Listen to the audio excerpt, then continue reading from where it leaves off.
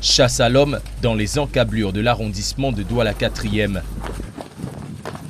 Les éléments des forces de maintien de l'ordre, accompagnés du sous-préfet de la circonscription, prennent d'assaut une ruche supposée abriter des junkies et des dealers de drogue.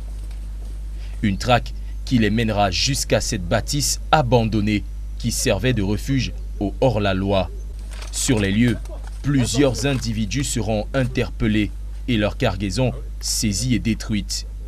Une descente qui fait suite à un travail d'investigation qui a permis de circonscrire les zones rouges.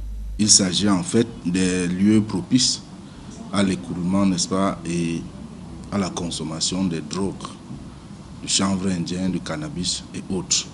Il était question, n'est-ce pas, aujourd'hui pour nous, de descendre évaluer cette opération pour faire reculer ce phénomène de ghetto dans notre arrondissement. Nous avons visité 3 grands quartiers. Il s'agit du quartier Mambanda, au quartier Grand Hangar et nous avons bouclé par le quartier Komba. Une traque qui révèle souvent bien des surprises aux autorités. Nous nous sommes rendus à un ghetto où on a été stupéfait de nous rendre compte que le ghetto était la dépendance d'une maison d'habitation. Alors celui-là a décidé de sacrifier la jeunesse et il nous échappera pas. C'est vrai que nous ne l'avons pas trouvé en place, mais nous avons pris toutes les dispositions pour qu'il soit interpellé et qu'il réponde de ses actes. Une opération menée dans un contexte marqué par la recrudescence de l'insécurité. À des kilomètres de là, dans le département du Mungo, localité de Matouké, non loin de la ville de Mbanga, le sous-préfet de cet arrondissement, venu installer la nouvelle autorité traditionnelle, était loin d'imaginer ce sur quoi il allait tomber. Juste à la fin de son allocution, l'autorité est saisie d'une affaire qui le conduit à ce domicile.